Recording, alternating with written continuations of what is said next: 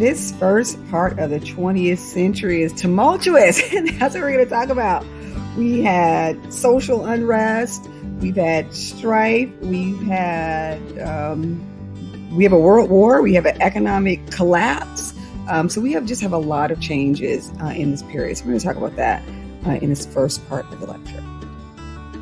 In 1900, the total population of the United States was a little over 76 million, with 40% of that number living in urban areas. Crazily enough, 41 million of these Americans were actually native born, but almost 500,000 new immigrants entered our country every year. And at the time, we only had 45 states, with New York having the largest population and Nevada having the smallest. From the 1920s to beginning of the World War, many societal, political, and technological changes occurred that dramatically altered life for many people. And that includes innovations, such as the telephone and cable cars and trolleys that made communication and travel much easier. So whenever you have technological changes, you also have changes in what education and training people need to have. So with enhanced interest and access to college and university education and the increased variety and complexity of jobs, more people just needed simpler, easier to acquire clothing. And, by the beginning of this century, ready-to-wear was easily available. Ready-to-wear clothing was offered in a variety of styles and quantities and prices, and was available in just about every market. And ready-to-wear clothing was mass-produced by garment manufacturers that transformed clothing from made for somebody specifically, right? That's what home sewers did, to clothing that was made for everybody. So in addition to just having ready-to-wear garments, just the proliferation of fashion magazines, including those that travel across the ocean, so from America to Europe and from Europe to the Americas, fashion ideas just spread more quickly than ever before. And the new, industry of marketing, advertising of fashion, took off in this period. In 1914, World War I began, and nothing ever seemed the same. For Americans especially, the war marked a beginning in our expanded role in international politics and economics. And try as we might, we have never been able to pull ourselves out of that key role in international politics and being an economic driver. World War I, or what was known at the time as the Great War, would have a lasting impact even on our lives today. And related to fashion, some of these influences include innovations in mass production of sweaters, the trench coat, right, the wristwatch, and the actual development of plastic surgery. Before we dive deep into what was happening with the United States and our insertion into World War I, let's talk about what was happening in Great Britain. And in 1901, Queen Victoria passed after 70 years on the throne. And the British really had some hope for a fresh approach to politics. When Edward became king, Britain was involved in the Boer War in South Africa, which dragged on just for one more year after he became king. And he was, generally known as a worldly man with a wide range of interests, especially in women.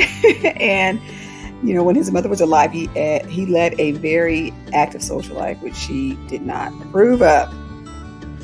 And his name is generally applied to the first decade of the century in Britain. It's known as the Edwardian period. And what he brought to the English throne is an emphasis on social life and fashion that had been absent during most of Victoria's reign once she became a widow. So what was happening in the United States? In the years preceding World War I in America, they were also known as the good years or the confident years or the age of optimism. even the innocent years. And, these terms reflect a sense of well-being that seemed to pervade the country. Again, looking forward, little will we know that the Great Depression would change that. The United States was coming to depend more and more on a whole host of useful devices, including the telephone and the typewriter, the sewing machine, which was really commonplace. We talked about that as well as some farm equipment, some improvements in farm equipment.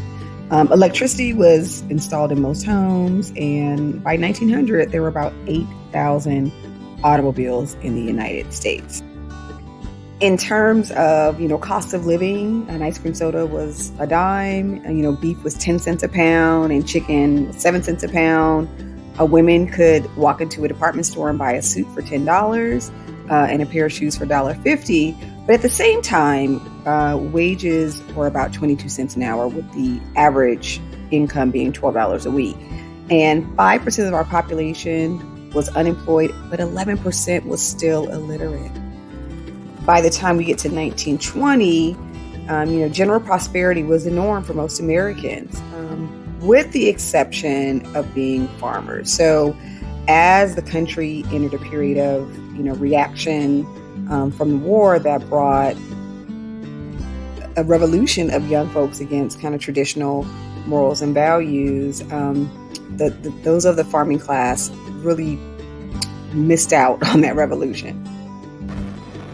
In the 20s, before we get to the crash of the stock market, the technology had expanded, the buying power of individuals increased, and the quality of life for most people, although life was more frenetic, was marked by a higher standard of material comfort than ever before.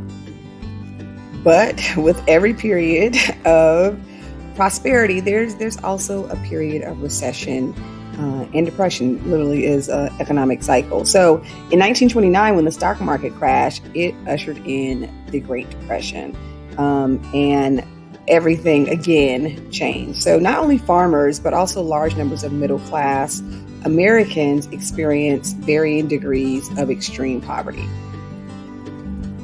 And much like the Great Recession that we went into in 2008, the Great Depression had an impact that was worldwide, and it slowly set the stage for another world war, another international conflict, when fascism grew in Italy with dictator Benito Mussolini and Adolf Hitler in Germany. By the time we get to the last year that this period covers, of 1939, war had begun when Germany invaded Poland. And the United States, fortunately, was able to stay out of World War II. They were able to stay out physically, but I hate to say it, politically and economically, they were in it. And we were able to stay out of World War II until the bombing of Pearl Harbor in 1941. Okay, so we're at the end of the historical perspective for now. I hate to say it that way. We're at the end of the historical perspective for this 40-year period. The next part of the lecture, we will get some more history when we talk about World War I. You can't talk about the history without talking about the fashion and the garments. But we also, in the next part of the lecture, we're going to talk about the globalization of fashion.